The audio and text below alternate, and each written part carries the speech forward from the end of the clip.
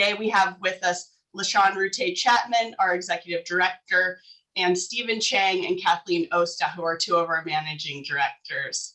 So welcome and thank you so much for getting this together and making this happen. So a theme for our kind of time together this day, not this morning, this day, is how can we humanize this conversation? So in that spirit, I'd love to hear from you three about a little bit, to just share a little bit about what you want folks to know about you before we get started today. So Stephen, why don't we start with you? Hi, everyone. Stephen Chang, coming to you from Arapaho and Cheyenne land, Denver, Colorado. And I think what I wanted to say is that this work is deeply personal for me, for everyone, I believe. When I began as a school counselor, the reason that I wanted to go into this work was so that when a student came to my office and said, school sucks, that I would be there to say, you're not imagining it, and I can help you. And that came out of my own experience of not being seen in my own, as I was going through school. And I was one of only a handful of kids of color in my schools. And I was bullied a lot from the very beginning of my school age. And I remember very few adults ever noticing or doing anything about it. And so as a result of that, I blame myself. I blame myself for being different. And so that sense of that school was a place where I was anonymous, where I didn't feel deeply cared for, to me, that was just school. And so I felt committed to how am I going to help kids to navigate that? How can I help them to understand what I did to survive? And it was actually only through several very generous mentors that I began to see that that was an extraordinarily limited view of what school could be, that there was a way for it to be very different, and also that we can do more than survive, to paraphrase from Bettina Love. And so that's how I come to the work. At the core of what I'm doing is about how is it that kids don't have that same experience that I had, and that we do that systematically, that we change the very culture, the very story about what school can be, should be, so that that no longer becomes possible. Thank you for that, Brother Stephen. Greetings, family. I guess I would want you to know that I'm a Black girl from South Central Los Angeles, who was bused from 6th to 12th grade outside of my community in order to attend safer, better schools. And in fact, was a part of a humanities magnet that I understand now, looking back, did provide a set of experiences for me that I may not have had in my neighborhood school. And I don't say that with as much pride as just recognition about the difference in your education based on your zip code and your neighborhood. In that humanities magnet, I got exposed to Frantz Fanon and Richard Wright and Alice Walker and James Baldwin. We read those authors and philosophers aside Descartes and Shakespeare. And it was in high school that I also had experiences that introduced me to concepts like racism and sexism. And it was in those experiences with other young people and other educators that activated my own leadership. I was also a proud high school ethnic studies and African-American history teacher, and inherited a set of experiences with young people, teaching and learning with young people about who they are, who their people are. I understand the power of that. And finally, I'll just add that as a parent, though, despite those experiences that I was actually able to be in as a leader and as a student, my husband and I held absolutely no expectation that navigating our 3 Black beautiful sons through school would mean that they would be protected, that their humanity, brilliance, experiences, culture, and histories would be recognized. And so in our in our supporting their schooling experience, we created a parallel community for them to grow up in, a community of mamas and grandmas and aunties and uncles who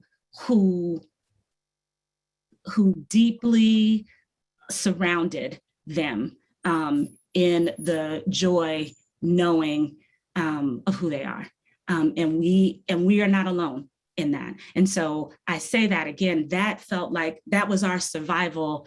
We created those communities as survival mechanisms, inoculations, if you will, to keep our young men strong, healthy, and able to actually be an agent in communities that would have them believe something other than who they were. And so I'm greeting you and excited for this conversation today. Good morning, good afternoon, everyone. I'm Kathleen Osta. And I think, I'll just connect with what I just heard from my colleagues and friends. I attended a large comprehensive high school where I felt largely anonymous and don't recall any educator taking particular interest in me or encouraging me in any particular way.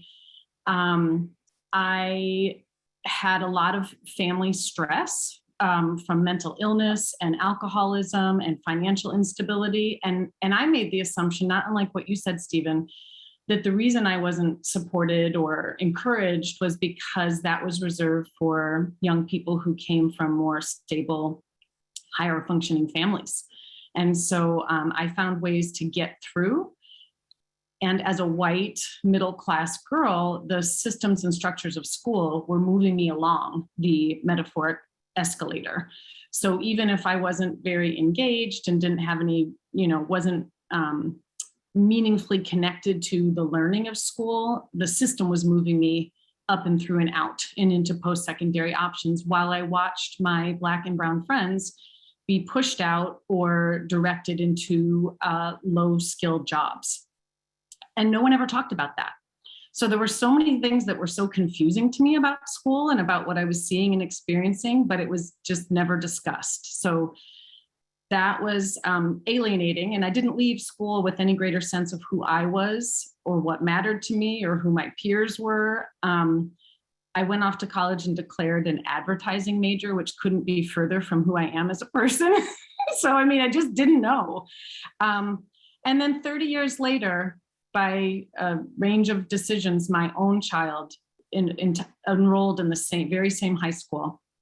And within the first few weeks of her freshman year, she made some bad choices. And the way the system responded to her was to send a security guard to her class, pull her out in front of all of her peers, and then send her to exclude her from her peers in school suspension for a week. So I still can't believe that no adult called to say, what's happening for this young person? And what I couldn't see in myself, but saw in her was she was a child who wasn't connected and wasn't experiencing a sense of belonging or purpose in school. And so our response to that was to separate her from her community and have her spend time with other young people who were also alienated, who were all kids of color. And so again, by December, she was not going to school anymore as a freshman. And what I was so conscious of is she was born into a family that had a level of social capital and advantage.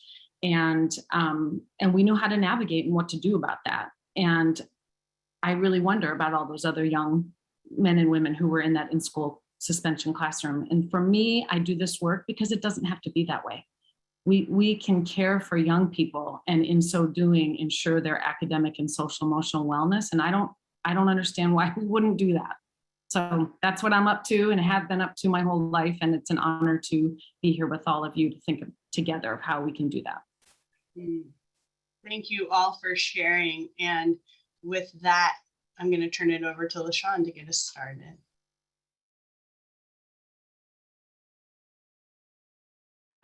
You all know, if you know us at all, you know how deeply we're actually missing being in proximity and in person with you all. So I will say greetings and welcome in again to you, NEP colleagues, friends, family, and community. I want to invite us to perhaps first just ground in right? Maybe take a deep breath. Maybe notice something that actually might have gotten triggered or evoked for you, even as you listened to the three of our stories. Maybe slow down and connect to a story of your own. Just invite you to ground in. You may need to roll your shoulders back, sit up in your chair, put your feet firmly in the ground. We're going to begin our session today with an acknowledgement of the land and the people, because every community owes its existence and vitality to generations from around the world who contributed their hopes, dreams, and energy to making the history that led to this moment. Some were brought here against their will, some were drawn to leave their distant homes in hope of a better life, and some, like our indigenous relations, have lived on this land for more generations that can be counted. Truth and acknowledgement are critical to building mutual respect and connection across all barriers of heritage and difference. We begin this effort to acknowledge what has been buried by honoring truth. I live, work, and build community on the ancestral and unceded lands of the Ohlone people. We pay respect to their elders, past and present. This webinar today is about acknowledging truths and reconciling ourselves to the painful, egregious, and extraordinary histories that is our shared journey, not to divide us, but to make it possible for us to be whole, healed, and free. Our ancestor and word bringer, Uncle Jimmy, reminds us that history is not just something that happens in the past. It manifests in our present, in our structures, in our built environments, in our relationships, in our language, and in our bodies. We carry it with us unconsciously, recklessly, or with the blessing of reconciliation and understanding. Our unwillingness to reconcile ourselves with our past in this country will undermine all efforts to create a world that works for all of us. The National Equity Project brings 25 years of its own history and a testimony about seemingly ordinary people creating positive change in their communities. We build the capacity of leaders to transform their systems so that resilience, thriving, and equity result.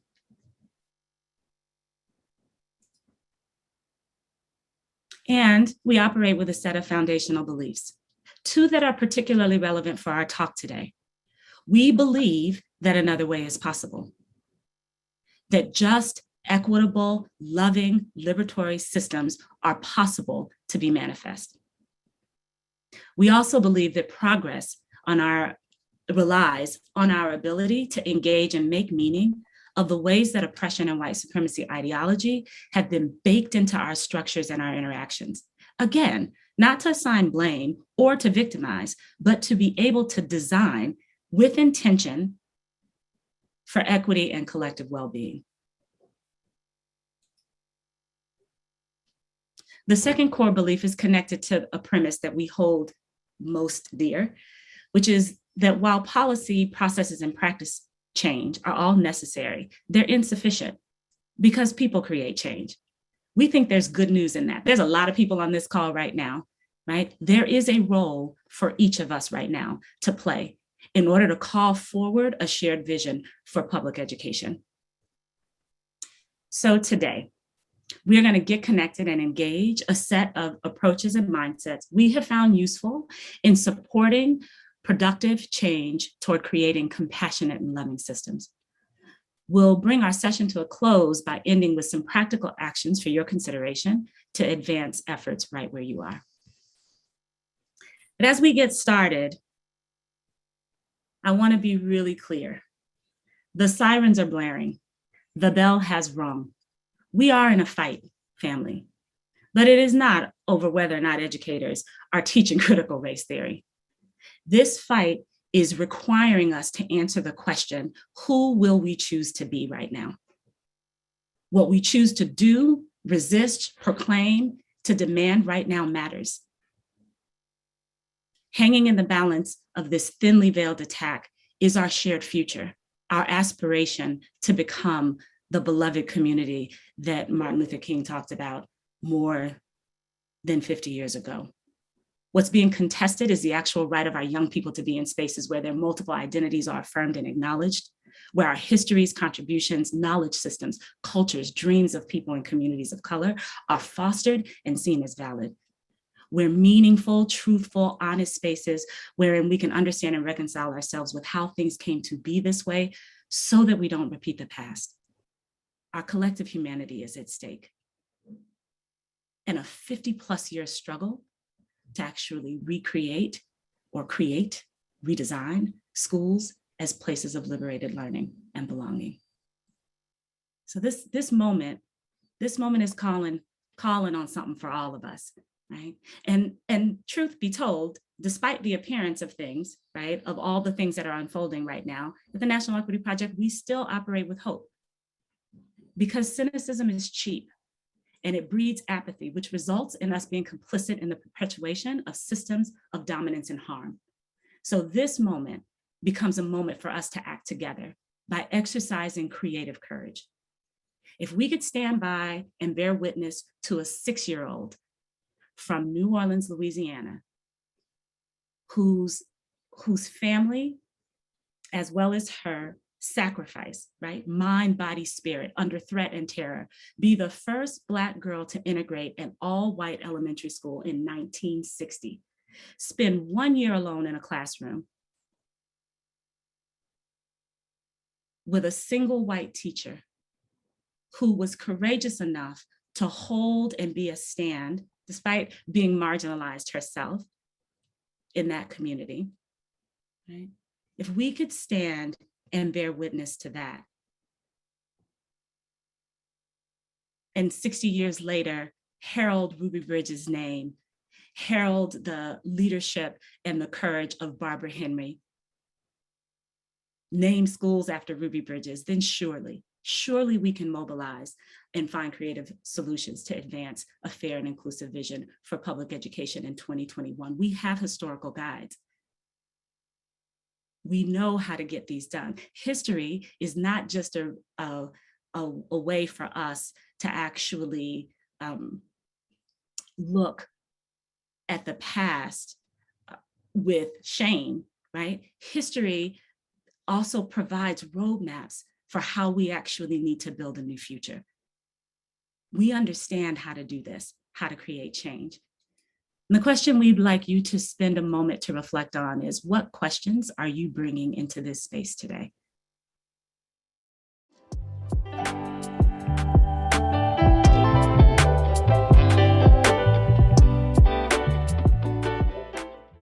As you spend the last couple seconds taking a look at those questions, I want to invite another deep breath. We're going to just keep breathing through this, family. Invite a deep breath, and we're going to move into sharing some approaches about how we reclaim this narrative right now. All right, everybody. So this is not a typical webinar. This is not a typical professional learning session that National Equity Project hosts. As Lashawn said, like, we are in a moment, and this is a time for real talk about what is it we're facing and what does it mean to stand in our leadership in this moment. And at the core of this is that there's an argument we're having. And so then that makes me think about debate. And so there is a core and basic rule in debate. Sarah, if you can go to the next slide, which is, do not accept the premise of the question, especially when that premise is a lie. And the honest answer that I would have when folks are saying, you know, what is National Equity Project's role in promoting critical race theory, is that I would say, I actually have never studied critical race theory. And I don't think that's what we're talking about. I think what we're talking about is our work around equity and inclusion across this country. And that I am very happy and proud to talk about and to share what we have done, about the folks and communities that we have partnered with, and the ways in which that has benefited children across this country, and really, you know, created much more healing and humanizing schools and learning environments. That's a conversation I want to have. And so how do we shift into that? And at the core of that conversation is we may disagree about how to get there. We may have deeply different opinions about what are the strategies, but do we fundamentally agree that every student deserves a school that is fair and inclusive? Because that's our core why. Like if we can get together around that, then I'm good with sitting at the table with anybody with a different opinion about like, okay, how do we do that? How do we move forward? And so when we talk about reframing the narrative, it's reframing it in two ways. So the first is around that we are shifting to what we actually are doing and what we want to talk about, which is around that why about an inclusive vision of education that we're carrying. And the second part of reframing is about reframing who is it we're actually talking to.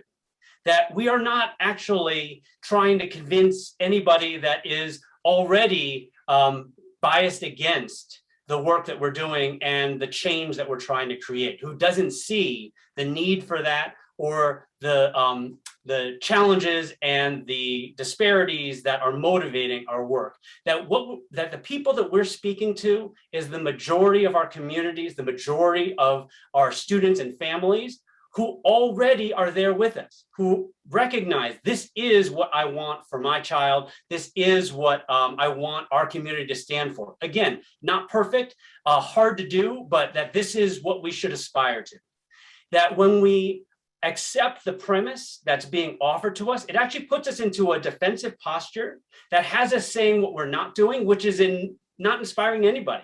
We're sort of kind of in this weird conversation of like, I don't know what you're talking about. I don't know how many times we're going to tell you we're not doing that. But what it doesn't do is it doesn't activate our community to say, oh, what you're actually attacking is the kind of relationships, the kinds of interconnectedness, the kinds of acceptance and bridging that we want to, and seeing of each other's humanity that we want to see across all race, all identity, all different abilities within our community.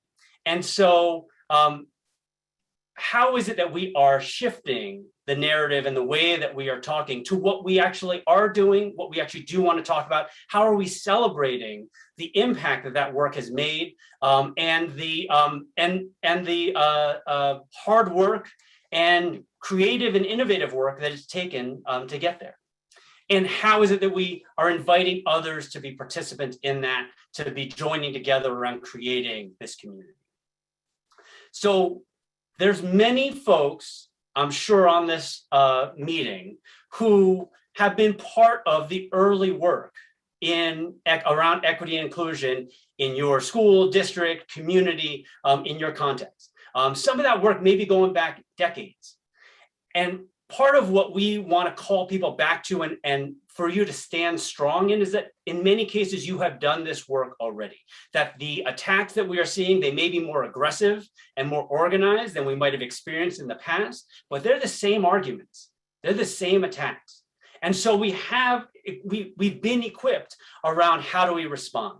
And that's around that the reason why we are doing this is not because we are, as it's being told, trying to indoctrinate kids into some sort of woke way of thinking or being, but the reason we are doing this is because students and families told us that they were suffering, that they told us that they were not being well served, that they did not feel respected, that they did not feel like they were getting a quality education that provided opportunity and belief in their children, and we felt the obligation, and embraced the responsibility to do something about that, to care when our families say we are not being well served right now, and that this has been going on for generations.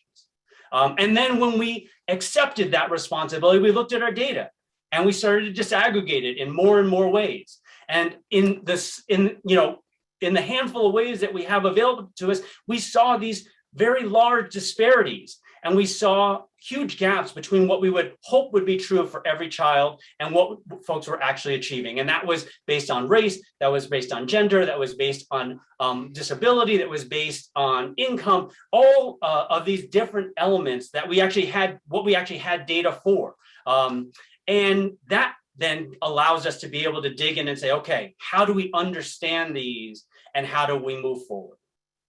And so that got us to looking at our history. As Lashawn was saying, it was recognizing that the history that we are learning about. Sarah, if you can advance this. Thank you.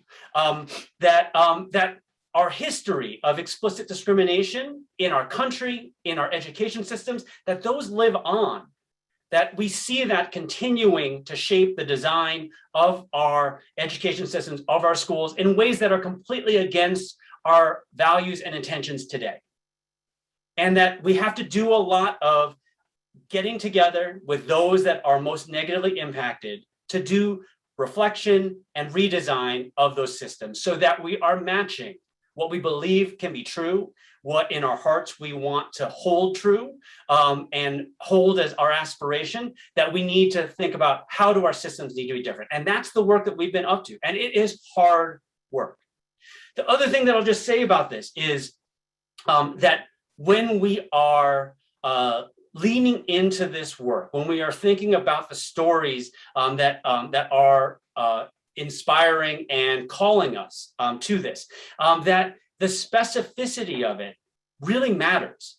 And what we see is that when we get to those kinds of specifics, is that community is activated and is drawn in. And I'll just give a very brief example. I did some work a few years ago with a high school that was struggling, highly diverse, both racially and economically high school. And some of the quotes in the listening that we did with young people were particularly a group of African-American young women who were saying, when I go to the main office, when I go to the counseling office, I see that we are not treated the same as white students in this school. That I'm seeing that we, even the way we're greeted, and then also what's being offered to us is different. And when we sat down with staff and talked through those and had them read through those quotes, that what one of the counselors that was present said is, it hurts me that I might be part of that experience that was created for these young women, and that is something that I do not want to be true in my school. And so when we bring forward the truth that our students tell us, if we are open and we care and we listen, then it creates change. And so how do we continue to do that work, those layers of work that we've been doing?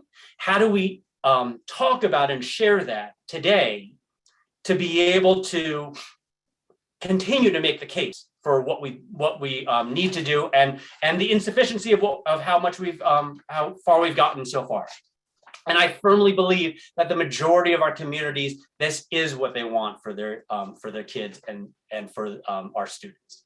The last thing that I'll share before we kind of close this piece and give you another opportunity to reflect is, if we're going to be holding the high ground in this work, then we have to be honest that this is a work in progress, that this is very, very hard work and we are not perfect.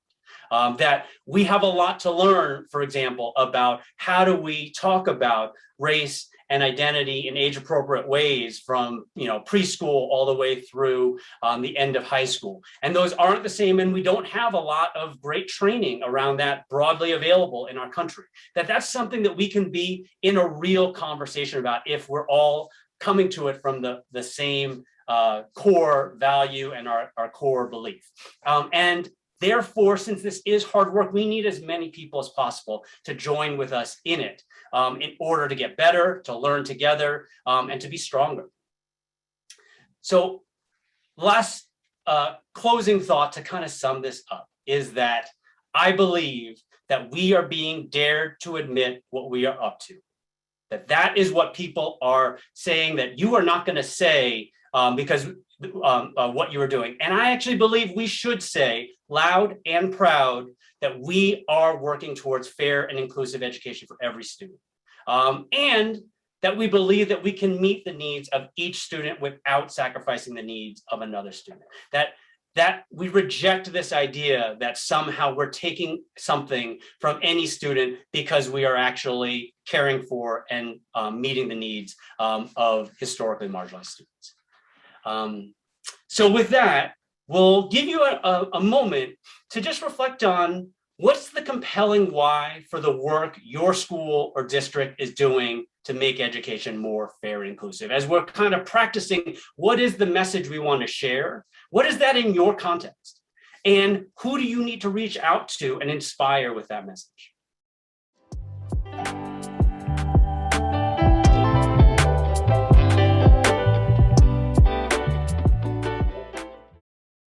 And we'll invite you to take another deep breath. This is both very personal work. It's also very emotional work. And it needs to be. So how do we care for ourselves and sustain ourselves as we're going through it? So thank you all for listening, and we'll keep it going. So we start to turn the corner here to what are some things we need to keep central as we work together in our communities to create the schools that we think each and every one of our young person deserves. And a big part of this, given where we are here in 2021, is the necessity to attend to healing. And this is not just a one-off that we do a little activity that's about social emotional learning and then get back to the business of school.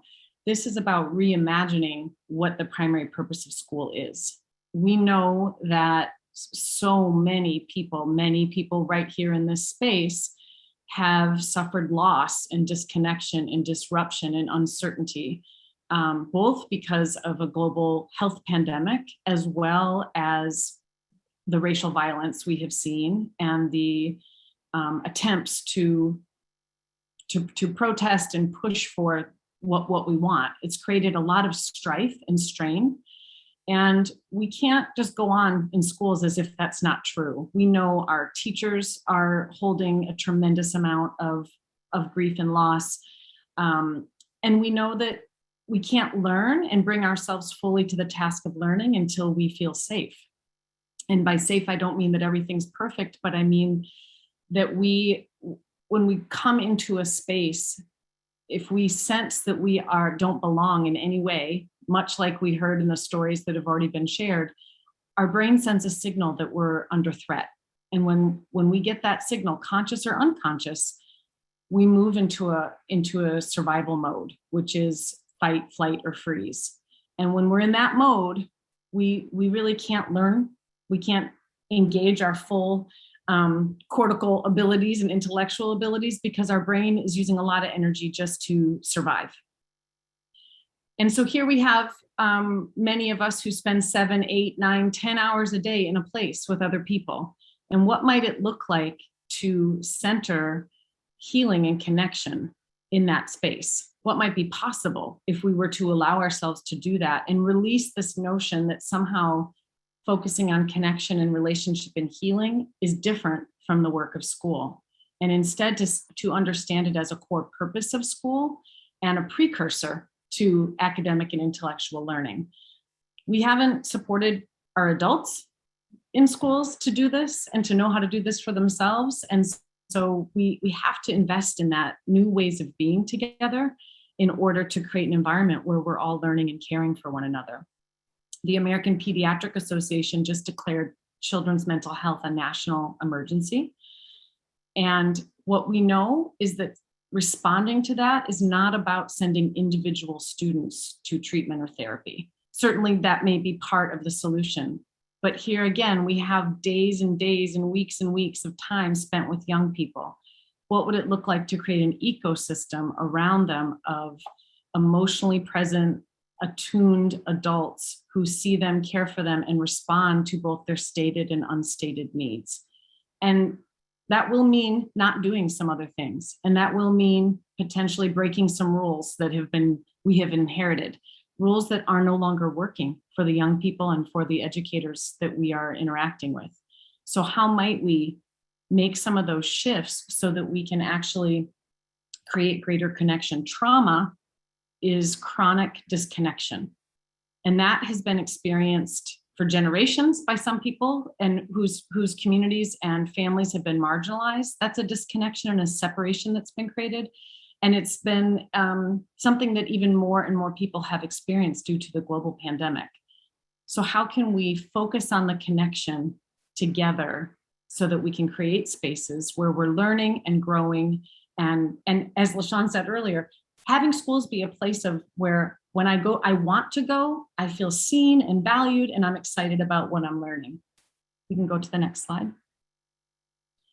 So John Paul talks about belonging a lot, and we use that word frequently in our work. And the idea in belonging is not that we are saying you belong, but that we are in relationships such that we're co-creating the space that we share, so that we are co-designing what we belong in.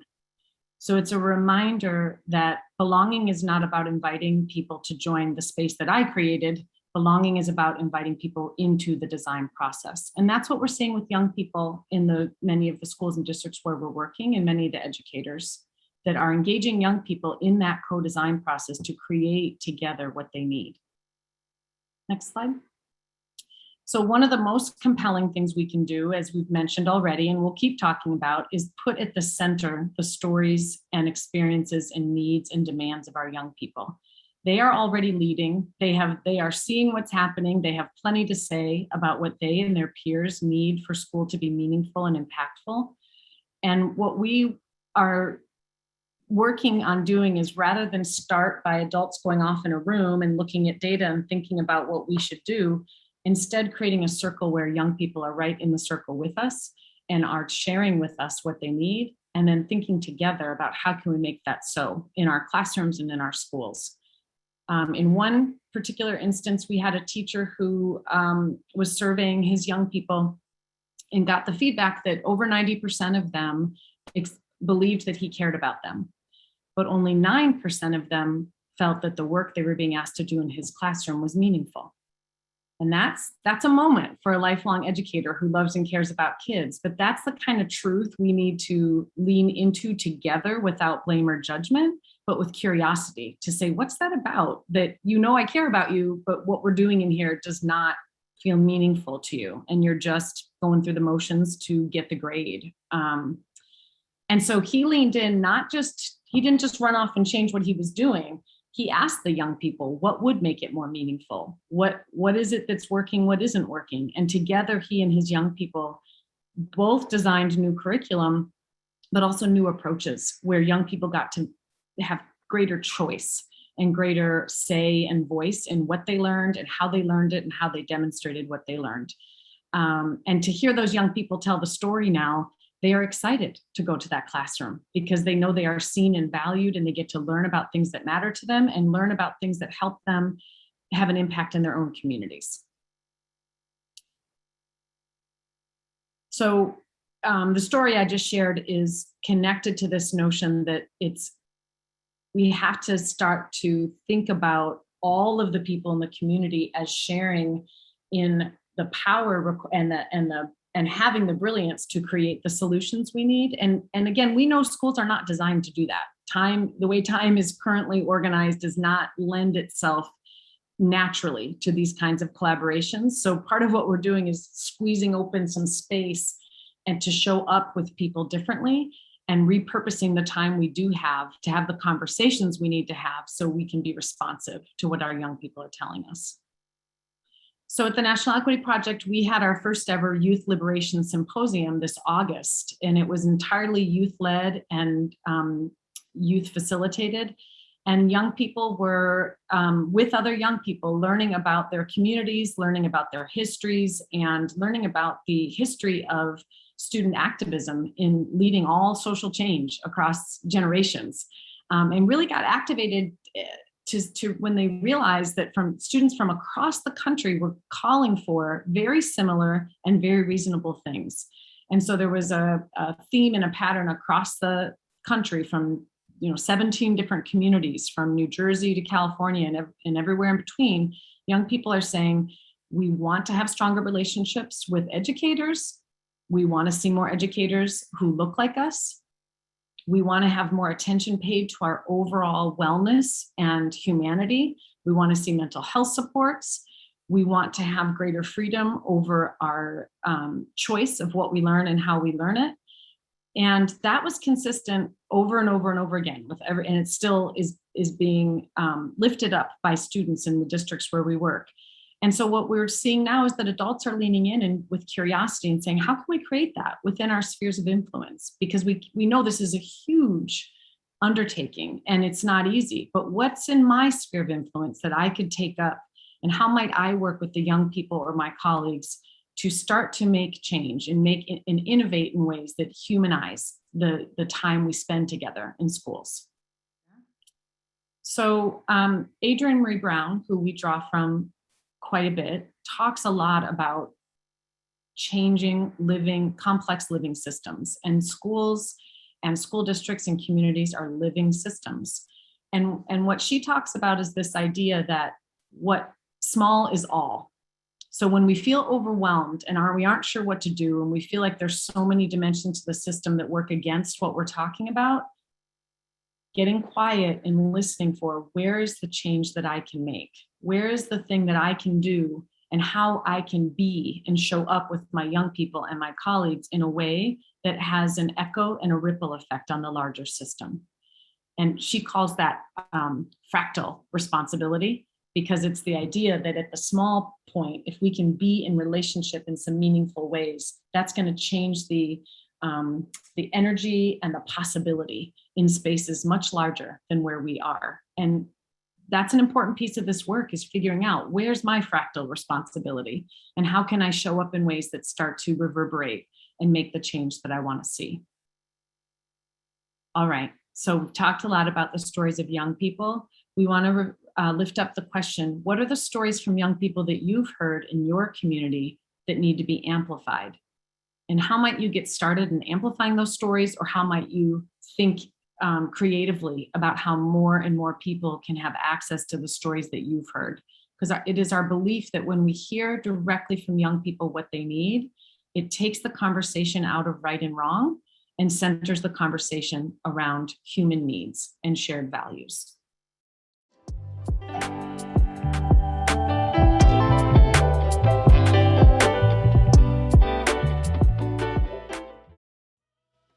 I want to thank you for everything you just shared in that document. It's so rich, and I'm really struck by the consistency with what young people are asking for, even in what you all shared that you've been hearing from your young people. So I think we have such a clear message and such a clear mandate that this is the charge. This is the charge for us. And I want to acknowledge, I also saw in what you shared the real need to honor and listen to children who are in pre-K and kindergarten and third grade and fifth grade. And we agree.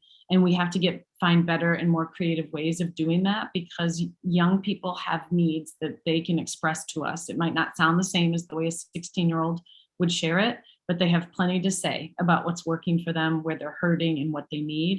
And absolutely, we need to be in partnership with our babies from the beginning. So thank you. Much appreciation for everything you shared. And invite a breath as we move into turn the corner toward our last bit of time here together. So we know there's a lot of educators in the session today.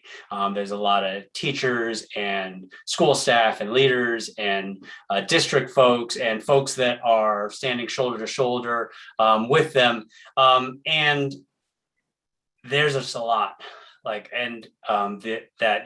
being asked of schools and of educators right now.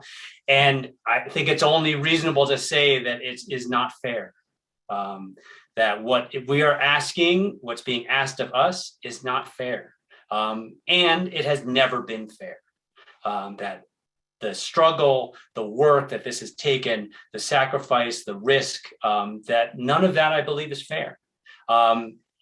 And that we know that we stand on the shoulders of folks who have, bled and given their lives to get us as far as we are. And it's our turn to figure out, how do we keep moving this forward? How do we keep the movement, keep the struggle going?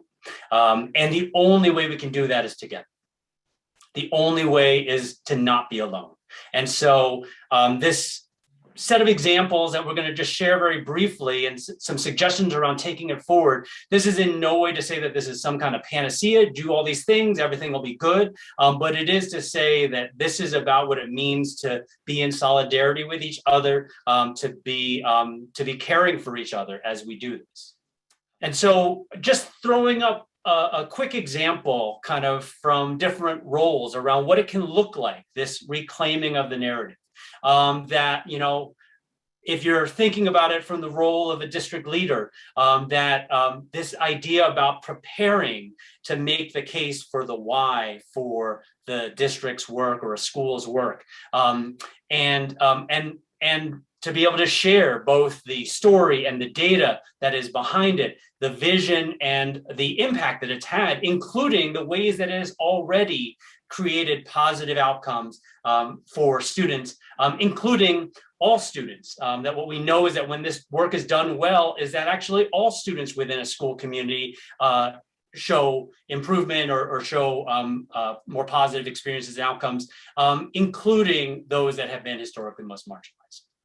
From the teachers and staff that are the closest to students, to be able to be gathered, and especially looking for those ones that are essentially undeniable, like where you can share that build empathy. Oh, did I get lost? Okay, that can build empathy for their needs and make the case for change. We know that there's folks that are on school boards that in many cases are receiving, some of the most direct aggression and accusations. And one of the things that can allow us to get stronger is to do some of that case making and community building and movement building. And a lot of that happens in small groups. When this work started in many cases in schools and districts, it was around small group discussions and coffees with families to talk about, to hear their needs, and to make that connection to how is this part of this broader vision of equity inclusion within the work.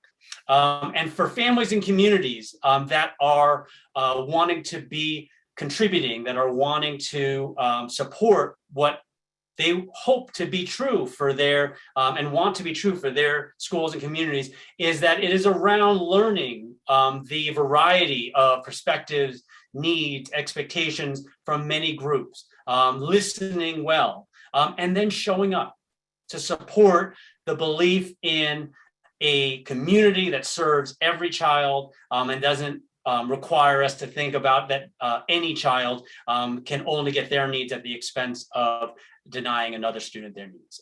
That we believe that every child will benefit from the kinds of vision, the kinds of inclusion that we're trying to create. So again, just a few examples of where we might go. So just to build on that, part of what we hear and see so often is explicitly and implicitly is this us and them, either or story. And it's pervasive. It's this idea that if we're taking care of these young people, somehow that must mean that we're taking away from someone else. And we reject that. We know that's not true. There is enough for us to meet the needs of every young person. It may need to look different. It does need to look different, but we reject the idea that it's either or. Part of what we have learned and what we are working hard to do is really center and listen to the young people who are experiencing the greatest harm in our schools, those young people who are furthest away from opportunity and connection. Who are those young people, and what is it that they would have to, what would they tell us about what it's like to be a student in our school? Sometimes that can mean spending a day shadowing a student. We've had lots of educators do that, and it's been really eye-opening and really painful to understand. Oh, there are kids going through who no one ever looks at them, or no one ever says anything positive to them. They're only redirecting them. There are young people who are going through who feel invisible and who are experiencing harm in the hallway, and no one's doing anything about it. So part of what our work is to get close to that and look for what is happening in the system that is producing this experience for these young people. And if we address those structural and practical issues for the young people who are currently experiencing the greatest harm, all young people will benefit.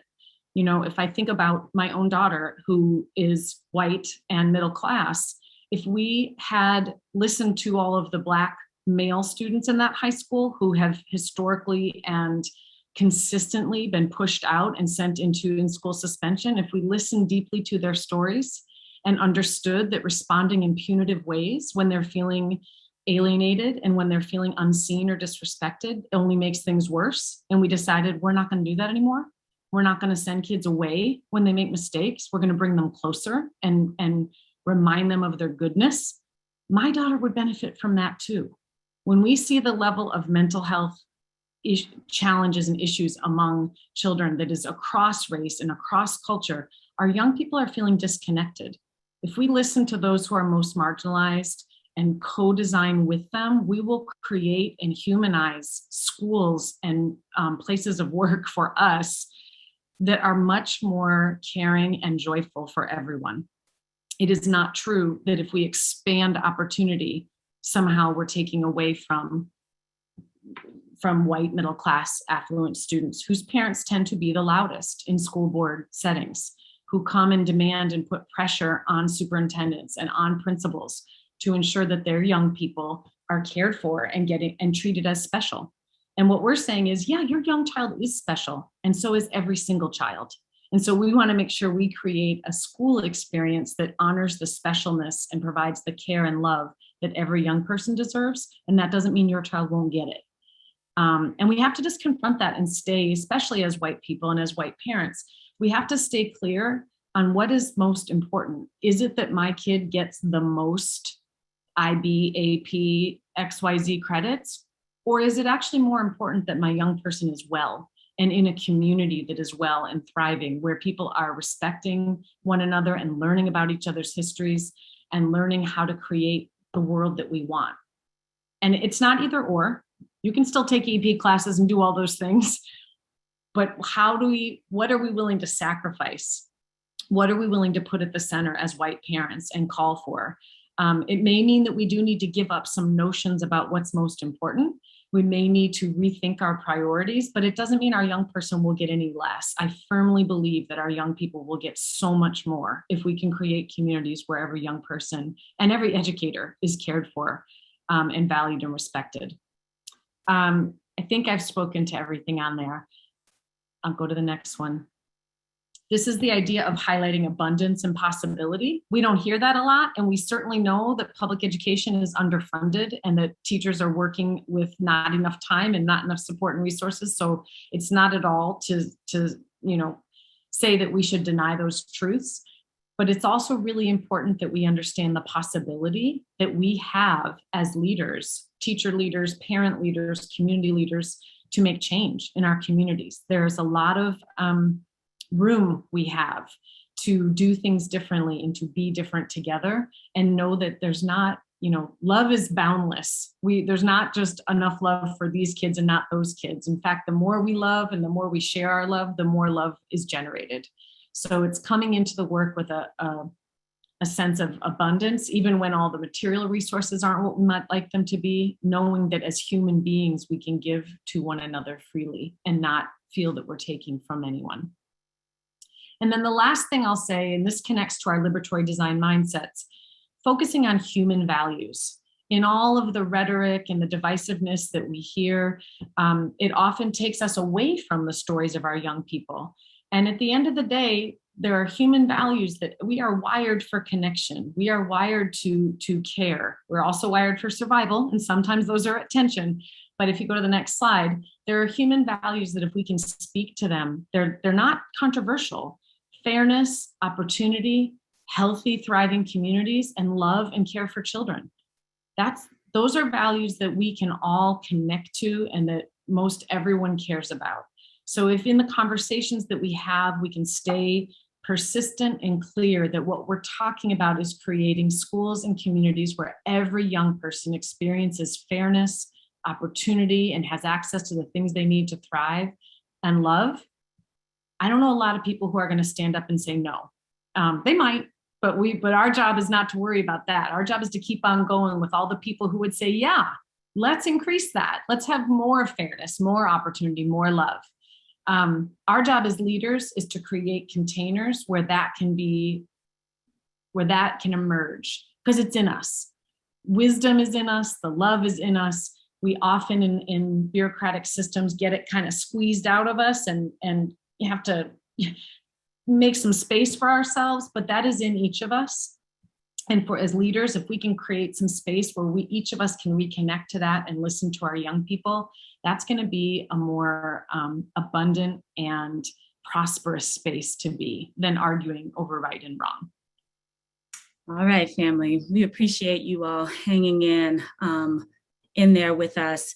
This is next to the final slide, and I'm giving the final call to action. And I'm not going to read over that, but I am going to remind us, because I think one of the most important reframes is for us to understand that this resistance and backlash that we're experiencing across this both weaponized and politicized resistance and backlash that we're experiencing is a response to progress. It's a response to progress. We should have been anticipating this level of resistance, right? Again, Baldwin, right, the great seer, right, and prophesizer already warned us, right, that attempts to correct so many generations of bad faith and cruelty when it was operating not only in the classroom, but in society, in those attempts, you will meet the most fantastic, the most brutal, and the most determined resistance. There is no reason for us to believe otherwise. We should have been preparing for this. We knew this was coming, and we may be in this for a while longer. So in this final call to action, I will remind us that we need each other. Out of our houses, from in front of the computers, we need to actually be building communities of both resistance and belonging. As parents, with our young people, across generations, across all of these roles in our systems, we need to be inviting each other in to a larger conversation about who we're going to become. Right? And you can do that in a multitude of ways. So that's one. We need each other, right? And the work of equity is about actually creating agency. It is possible for us to do this. And I'll connect it to another one, which my husband would kill me if I didn't actually make this connection.